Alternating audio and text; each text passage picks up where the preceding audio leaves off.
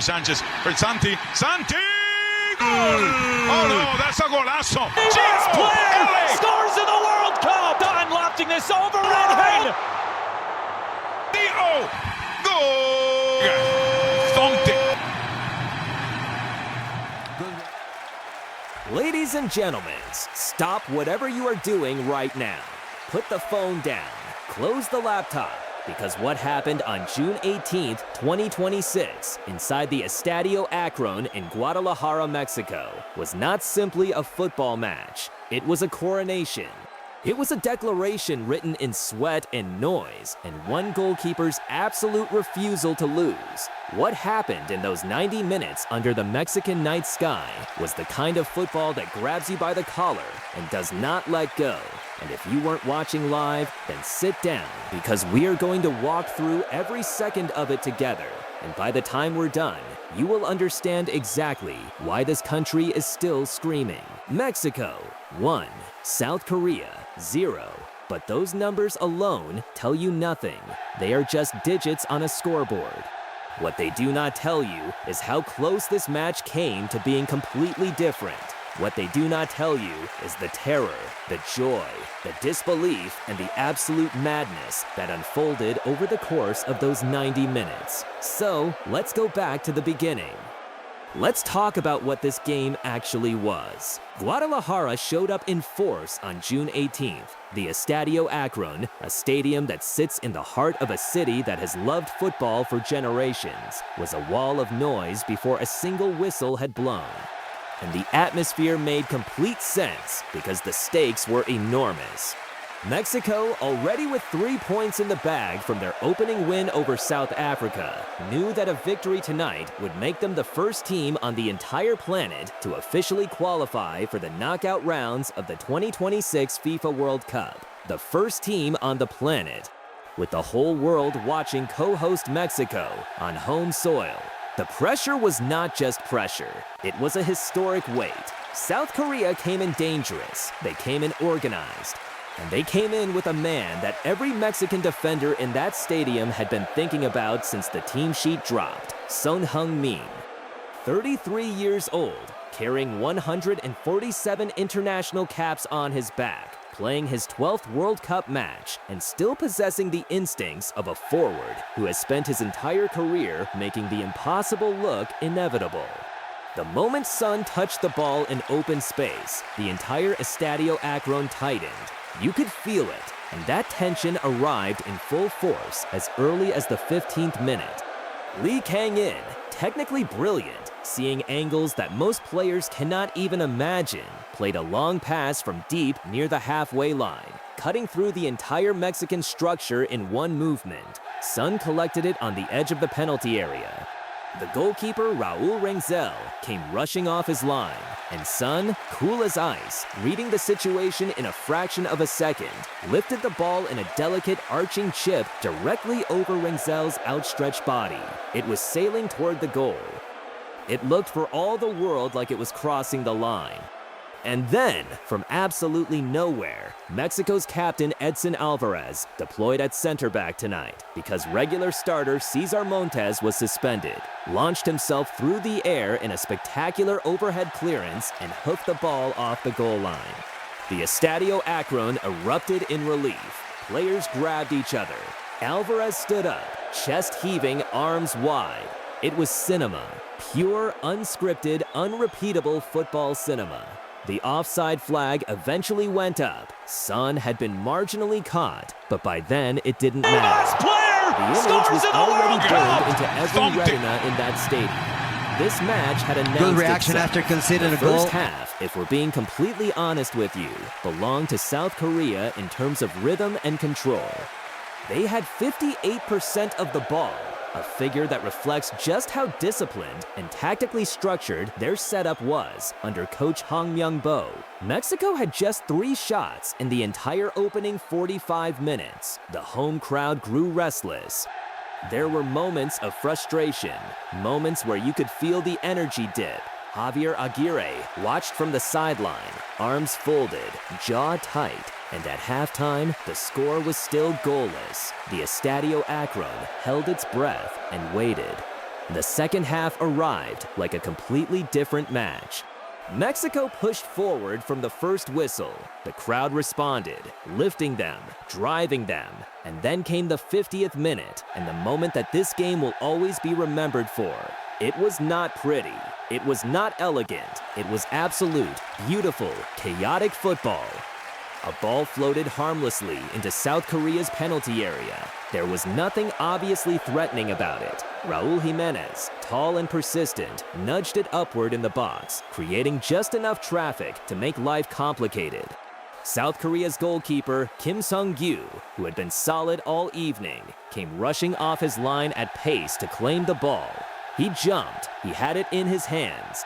And then, in a collision that the entire stadium watched in slow motion, he came crashing directly down onto his own teammate, Lee Gi-hek, the two men tangling together in the worst possible moment, the ball spilling loose from Kim's grasp and dropping to the turf like a stone. Luis Romo was already moving, 30 years old, playing in his very first World Cup match at this level, born in Los Mochis, Sinaloa, a midfielder who had waited his entire career for exactly this moment. He chipped the ball calmly, cleanly, with total composure over the stranded Kim and into the empty net. The Estadio Akron did not just erupt, it detonated. The sound was seismic. Cielito Lindo rang out across Guadalajara, thousands of voices singing in unison, beer flying through the air, strangers embracing, tears on faces that didn't even know they were crying. In the stands, boxing legend Saúl Canelo Álvarez was on his feet with everyone else. This was the moment. Kim Seung-gyu stood with his hands on his knees, furious at himself, knowing exactly what had just happened. The replay would be watched 1,000 times, but in football, the moment is the moment, and the moment belonged to Mexico. 1-0, and the clock was ticking. South Korea responded the way a proud team always does, with urgency. They pushed men forward. Substitutes came on with fire and intent.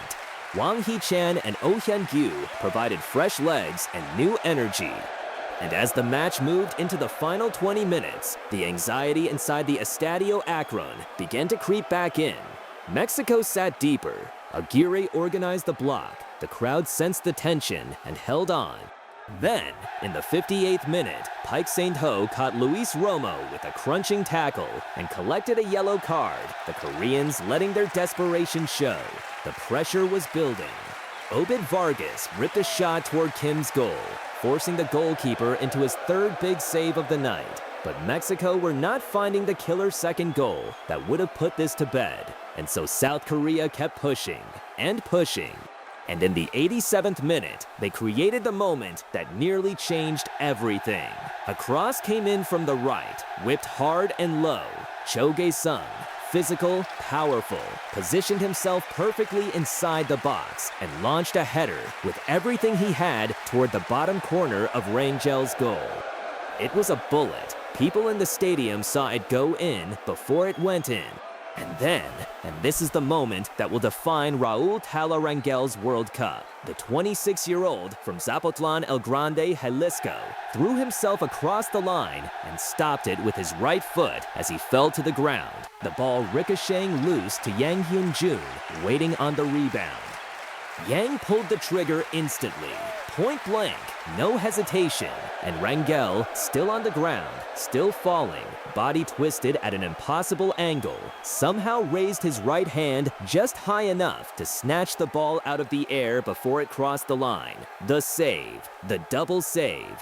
The thing that defied physics and logic and everything reasonable about goalkeeping at this level. The Estadio Akron lost its mind entirely. Rangel lay on the ground, needing medical attention for a few minutes, the collision with his own teammate on the first save having rattled him. But he was fine. He was more than fine. He was a hero.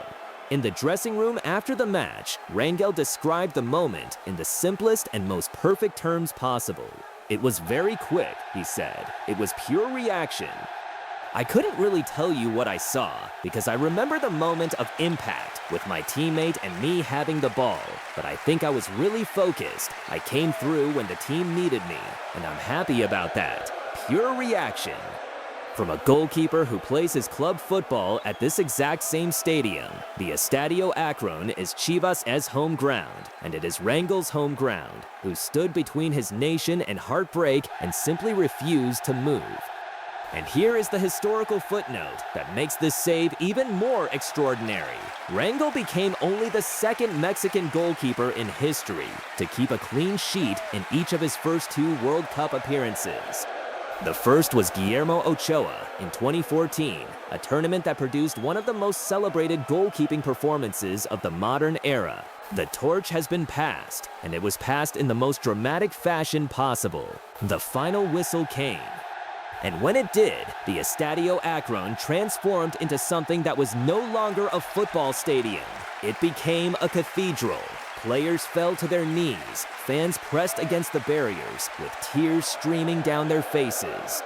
The sound of Cielito Lindo, that beloved Mexican folk song, Lovely Sweetheart, the anthem of El Tri's supporters, rose above everything else, filling the Guadalajara night, drifting out over the city. Mexico were the first team in the entire world to officially qualify for the round of 32 at the 2026 FIFA World Cup. Not just qualified, group winners, first place in Group A, 6 points from 2 matches. And their next game in the knockout rounds will be played in Mexico City on June 30th, on home soil, in front of their own people, with the entire nation behind them. Luis Romo good reaction after conceding a goal. The oldest Mexican player ever to score on his World Cup debut, surpassed only by Ricardo Peláez, who by remarkable coincidence also scored against South Korea back in 1998. So what does this all mean? It means that Mexico, right now, in this tournament, are not just co-hosts enjoying the atmosphere. They are a team that has figured out how to win ugly. They are a team that can absorb pressure, defend with organization and discipline, and produce the individual moments of brilliance that separate winners from the rest. Aguirre's setup is built on defensive solidity. 13 consecutive World Cup first halves now without conceding a single goal, and on the ruthless exploitation of the opponent's mistakes. They did not dominate South Korea. They did not need to. They waited. They absorbed. And they took their chance with the clinical efficiency of a team that understands exactly what this tournament demands. There is still work to do. The attacking play needs sharpening before the knockout rounds. Jimenez will need more service. The midfield will need to create more consistently when the opponent is a higher quality side. But here's the thing. Mexico fans are not asking those questions right now. They are on the streets of Guadalajara. They are in the bars and the plazas and the family homes, still singing, still celebrating, still processing the fact that their country, their co-hosted, long-awaited, deeply personal 2026 FIFA World Cup has just produced its first knockout team, and that team is them.